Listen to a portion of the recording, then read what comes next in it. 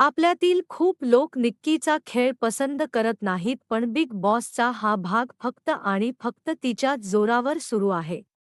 खेळातील इतर सदस्य प्रामुख्याने म्हणायचे तर अंकिता, पंढरीनाथ, अभिजित यांनी हा खेळ तसा खेळालाच नाही, फक्त एक गट म्हणून खेळले तर त्यांचे वेगळेपण कसे दिसणार. सध्या धनंजय दादा कुठेतरी दिसू लागलेत, नाहीतर तेही सावलीतूनच खेळात होते. अरबाज ताकदवर आहे म्हणून संग्राम दादाला पाठवले, पण त्यांचा खेळ निक्कीने आधीच ओळखला.